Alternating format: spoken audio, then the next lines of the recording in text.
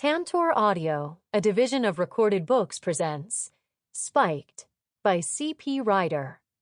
Narrated by Kyla García. Chapter 1. If I'd known the poacher would be the one to blow my secret, I'd have cold-cocked him with a baking sheet the second he walked through the front door. But I didn't know, because I was following my rules. Specifically, Rule 2. Respect your fellow humans and don't read their thoughts. I had a few more, but they all boiled down to one thing. Never let anyone find out what you are. I'd spent the morning scrubbing down the display cases in my Tío José's Mexican-American bakery cafe, La Buena Suerte Panadería, the Good Luck Bakery. My uncle had named it that because this was the fourth time we'd had to start over in a different city, and he'd wanted to encourage good fortune in our new life. In my experience, luck only came in lesser and greater degrees of bad. Still, I liked the name, and I loved my tío, so I went along with it the same way I'd gone along with his harebrained idea to open up a bakery in the southwestern desert of California. I tossed my cleaning rag into a bin behind the counter and washed my hands. Headed into the kitchen to pick up a pan of pan de leche, sweet rolls made with milk, and then rushed right back out of there. Even with the fans blowing and the air conditioner going, I was sweating. June in the low desert. There was nothing quite like a dry 110-degree heat. The bell hanging from the front door hit the glass like a gunshot, and a middle-aged white man in work boots, jeans, and a t-shirt 2 sizes too large for his skinny frame, sidled into the cafe. Everything about the guy was slightly off, like milk on the sour side of almost gone bad. "Nice place you got here." The man gave me his back as he peeked through the window blinds facing the street. "Thanks." I set the rolls on the back counter. I considered reading him right then and there, but I didn't, because that was a knee-jerk reaction, and I was working on curbing those. Also, the whole rules thing. So instead of reading the man, I grabbed a cochinito out of one of the display cases and strolled over to the table of my only customer, 6-year-old Donovan Bates. I handed him the pig-shaped cookie and pretended to inspect his schoolwork. As I pointed to the letters he'd printed on wide-lined paper and nodded, I gave him a whispered warning. "Human. No howling, Donnie." The boy clenched his small fingers around the cookie, reducing it to dust, and reminding me that he wasn't an average kindergartner. It was unusual for a wolf to present as alpha so young, but according to my uncle, not unheard of. It was why Donnie was faster than most of his shifter friends, and why his howl was loud enough to rattle the windows, hence the warning. "Okay, Miss Neely." His brown eyes were wide and wary. My heart ached at the idea that any child had to wear that stark, fearful look, but there was no getting around it. Secrecy was a necessary part of life for a shapeshifter, for all paranormals, and we learned it young. The stranger let the blinds fall back into place and stomped to the pastry display cases, boot heels reverberating like thunder as they struck the saltillo tile floor. He looked first at Donnie, then at me. "Hello, sunshine." His mouth stretched into a jack-o'-lantern smile, too high on his cheeks and too tight over his teeth. My automatic smile of greeting for customers dropped off my face. "Can I help you?" "Sure. You got cold pop?" "Yeah."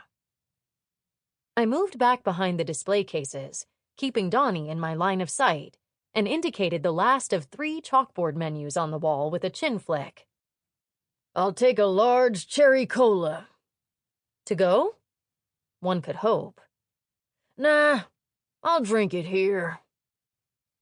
The man threw a 5 on the counter and jabbed his index finger at me. One eye squinted. "You know, you should smile more. I bet you got a real nice smile." Instantly self-conscious, I brushed my hands over my cotton sundress, making sure the hem wasn't hiked up over my thighs. It bothered me that my first thought was that I was doing something wrong, so I made myself stop fidgeting. "That's a pretty dress."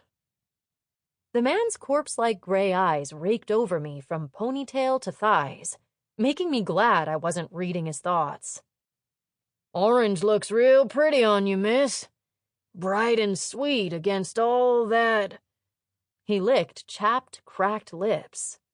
"Dark brown flesh. What are you?" What am I? What the hell was that supposed to mean? Was he talking about my Afro-Latina heritage or something else? "You still aren't smiling, pretty girl. Go on now. Smile for me." Read him. Just one little telepathic read. No one would know. But I'd be breaking my rules. And every time I did that, something bad happened. The answer wasn't reading the creepy man. It was getting rid of him. With swift, angry movements, I shoved aside the pan de leche rolls on the counter. I slammed down a paper cup, filled it with crushed ice and soda, added a couple tablespoons of the homemade cherry syrup I kept in a mason jar in the small refrigerator behind the display cases, and sealed the top with a plastic lid. I whirled around, slapped a straw, the cherry soda, and the change from the 5 on the counter. The guy was getting it to go whether he liked it or not.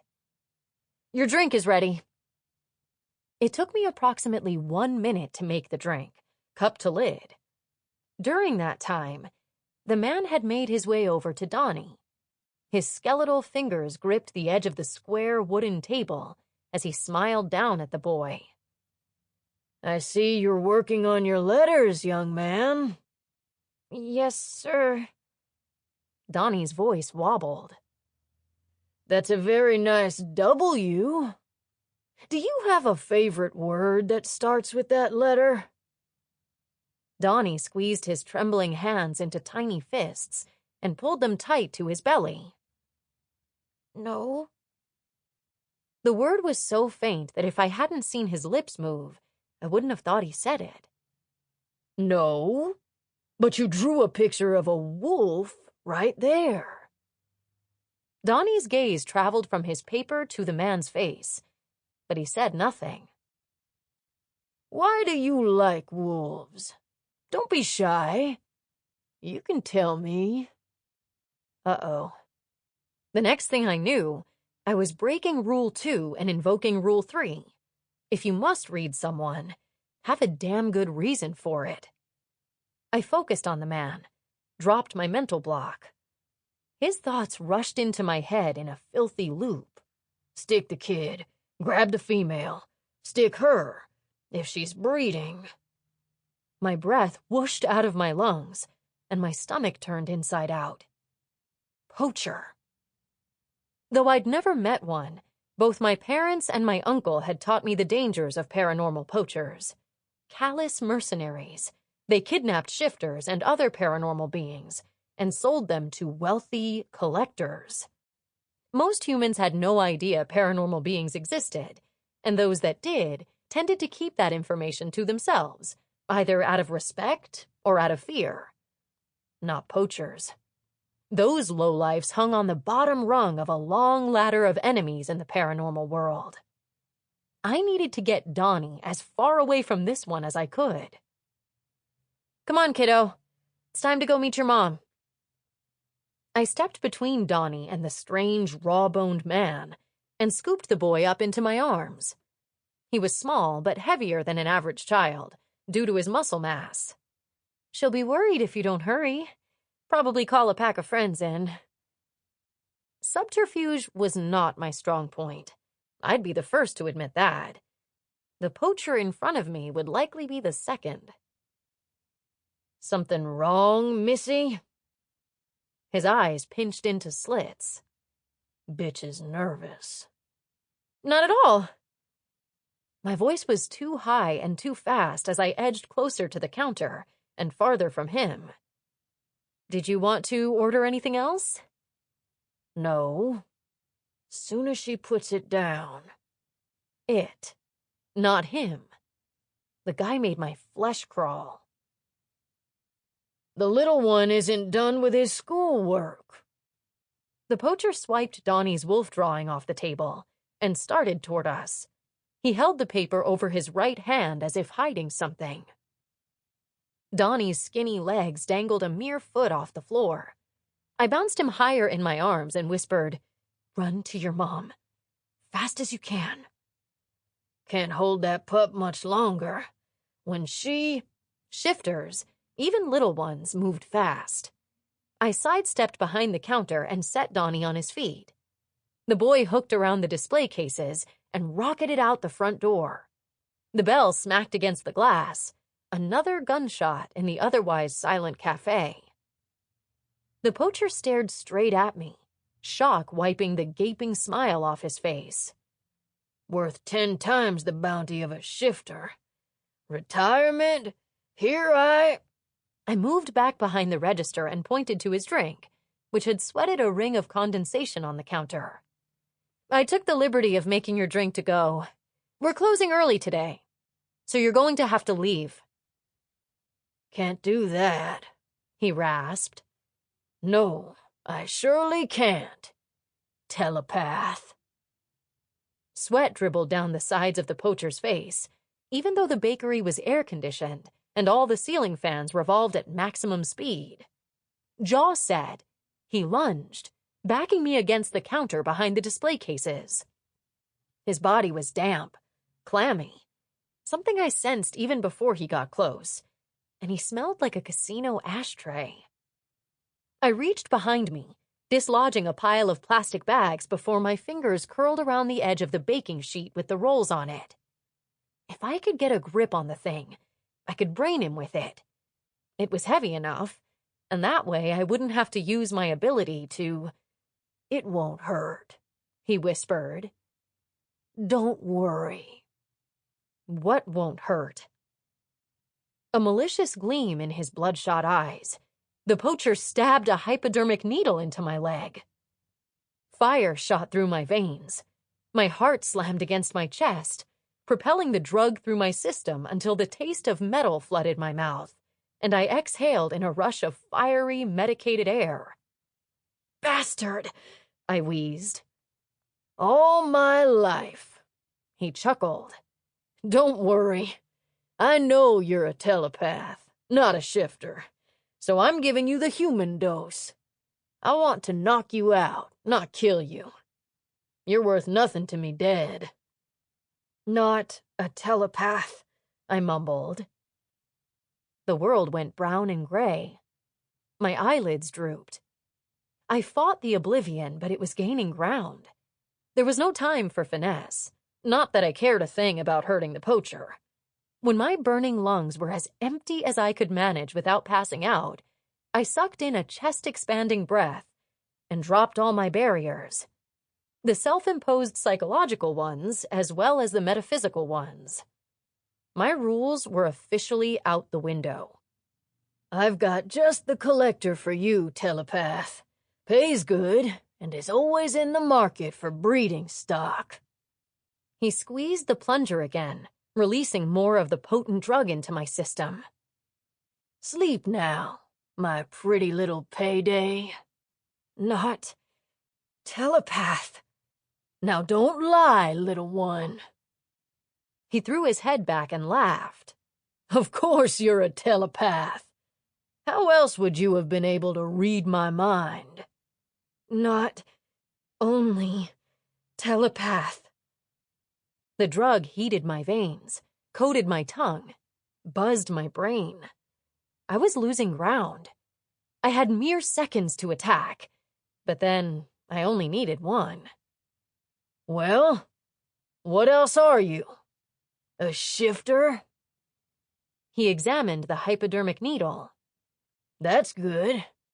Makes you worth more. Not shifter.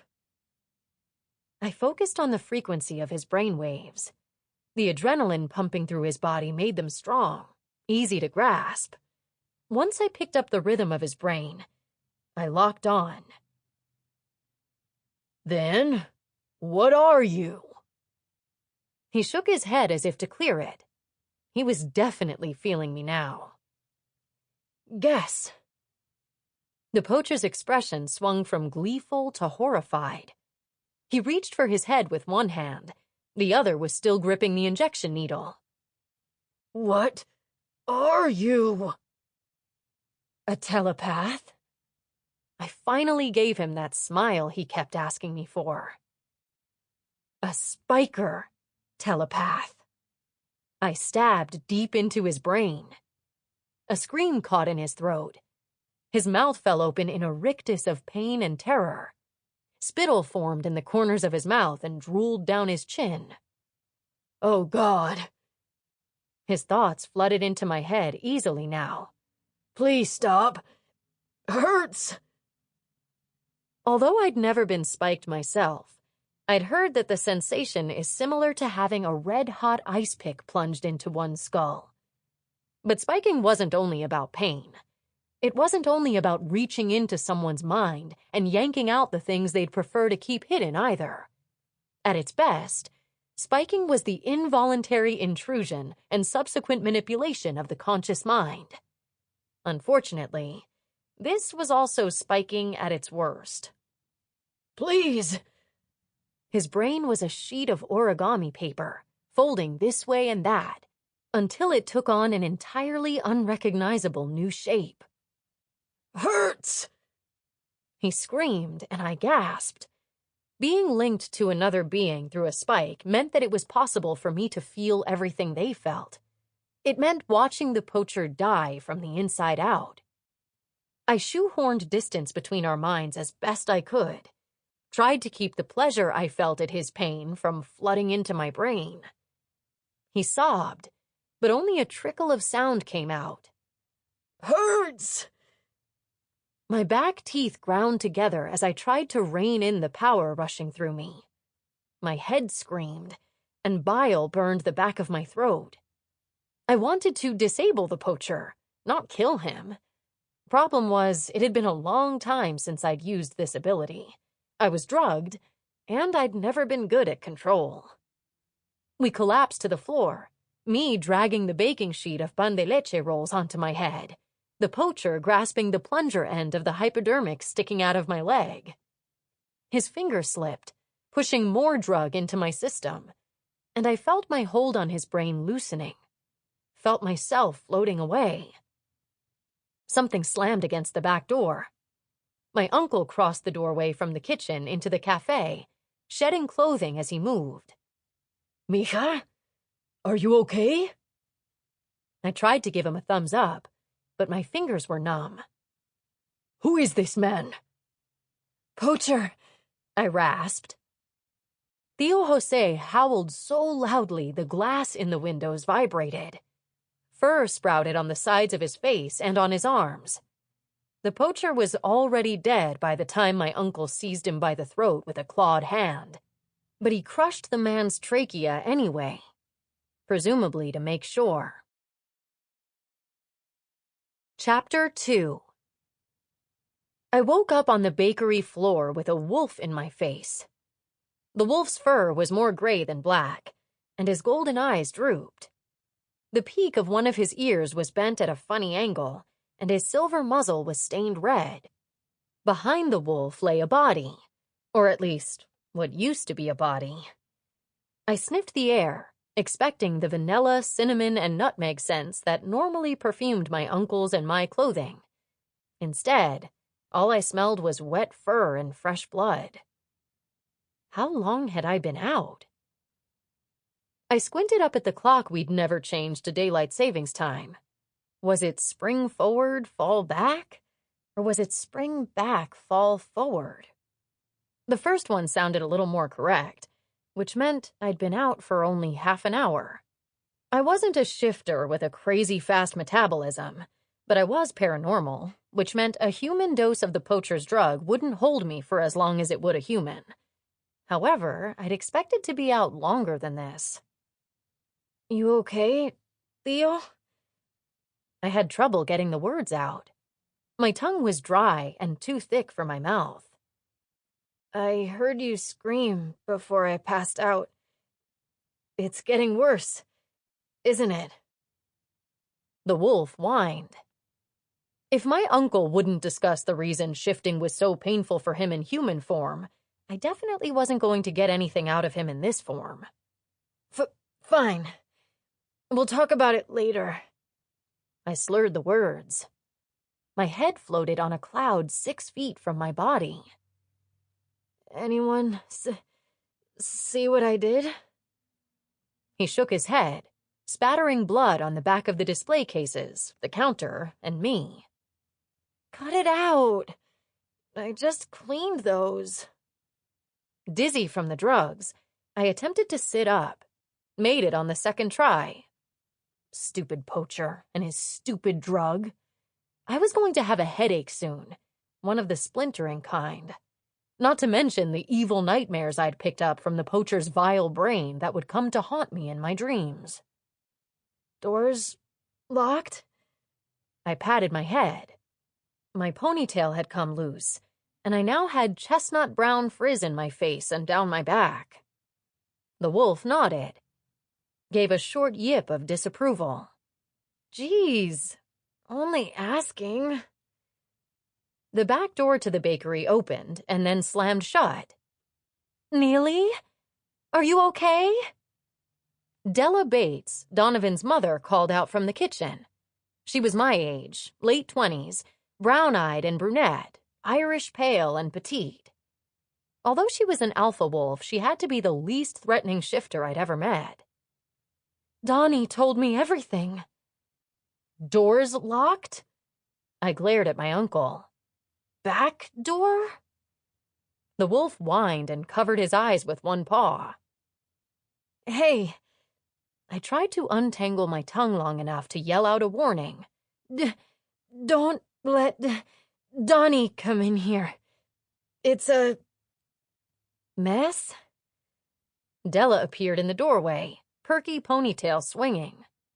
She fixed her wide-eyed gaze on the pile of bloody meat that used to be the poacher and licked her lips.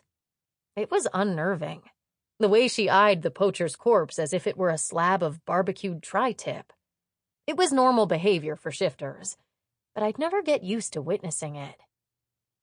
Donnie isn't here. I dropped him off at the medical clinic. He's with Luz and Yolanda. Guess I didn't watch him very well. The reason Donnie had been in the bakery was because Della had asked if I'd keep an eye on him while she popped down the street to run errands. She and Donnie had arrived in Sundance a few months back, shortly after we did, and we'd become acquainted. It was no imposition. The boy wasn't any trouble, and business was slow in the afternoons. It wasn't your fault. Her gaze was still glued to the dead man. When she realized I'd caught her salivating over the body, she apologized in that melodic mouse voice of hers and darted to the windows, drawing the blinds and curtains and double-checking the lock on the front door before coming back to kneel beside me. You have a needle in your leg. The hypodermic protruded from my thigh at a painful angle. I yanked it out, and the edges of the world began to roll up and blacken, like the corners of a wanted poster in an old Western movie. Careful. She grasped me by the shoulders so I didn't tip over. Huh. There's a lot of the drug still in it. Looks like Jose took care of the guy before he shot you up with the full dose, thank goodness. Should I take this to Luz? Have her look at it? I nodded, slowly. Up, up, up, and down, down, down. Freeze. I cleared my throat. Please. Della smiled gently. Shall I help you to your apartment? Or do you need to see Luz? I can ask her to come here. No, Luz. I tried to lever myself to my feet using the counter near me, but I bonked my head on it instead. Objects in mirrors are closer than they appear. Here. Della scooped me up in her skinny arms as easily as I'd scooped up her son a few minutes before. I never got used to the strength of shifters. Even the weakest were 3 times stronger than any human. My studio was conveniently located above the bakery, so she didn't have far to carry me. The indoor access staircase was tucked into the left back corner of the kitchen and wasn't visible from the cafe, or even the kitchen, until you peeked around the ovens. Once we were upstairs, Della helped me to my bed and wiped my face with a cool washcloth and the injection site with alcohol-soaked gauze. It stung for a second, but made me feel better overall.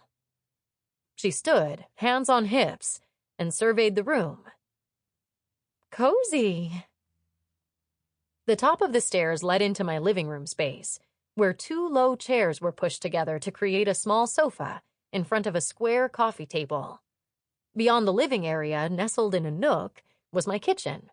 Pinewood shelves lined the wall from counter to ceiling to accommodate my dishes and cooking tools.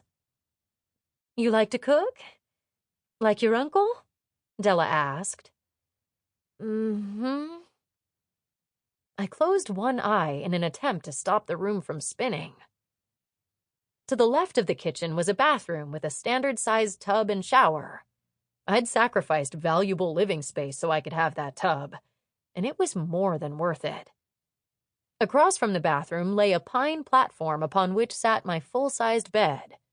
Defined by strategically placed narrow bookcases and separated from the rest of the room by glass panel doors, my bedroom gave the illusion of privacy, but allowed light to shine through. You know, this is the first time I've been here. Because I didn't allow many people up here. This place was my sanctuary. I'd designed the entire apartment, from the open shelving in the kitchen to the platform my bed sat on, from the fluffy spa towels in the bathroom to the framed desert photographs on the walls. Every book in the bookcase, every pillow on the sofa, was chosen by me for a special reason. The open layout is perfect for a space like this. Such a smart design. She strolled into the kitchen, found a glass, and filled it with ice water. Not that I know much about that. I only know what I like, and I like your place. Thanks. She handed me the water and slowly let the smile on her face fade into a frown. Thank you for what you did today. For Donovan. For me. It's okay. We owe you. I don't forget things like that. Neither will Alpha Black. Oh, God. Not Lucas. Dread poured into me. Don't tell him about it. He probably already knows. Donnie ran down the street screaming his head off about the bad man sticking you with a needle after he ran out of the bakery. Thank heavens there were no humans around. What? Donnie saw him stick me with the needle? My heart stuttered. Exactly how much of the conversation had the boy heard? How much would he repeat? Della nodded. He was pretty upset about it. My foggy brain reviewed the conversation I'd had with the poacher. Had I told him I was a spiker telepath before he stuck me or after? After. It had to be. But how much after, I wasn't sure. I sent a prayer into the universe that Donnie had been too distracted by the poacher sticking me with a needle to have heard my secret. Because if the little wolf knew it, it was only a matter of time until Della knew it. Only a matter of time before their alpha leader knew it. Only a matter of time before my uncle and I had to run again. I told him to run, I said dully. Della shrugged. Donnie may be a pup, but he's still an alpha. It's built into his nature to protect people he considers his. He probably stayed close in case he could help you, and when he realized it was more than he could handle, he ran to get us. She didn't seem nearly as worried about her son staying behind as I thought she should be. Anyway, I'm sure our alpha will want to thank you for today. You were very brave. She smiled and drew the blue Afghan at the foot of my bed over. Sample complete. Ready to continue?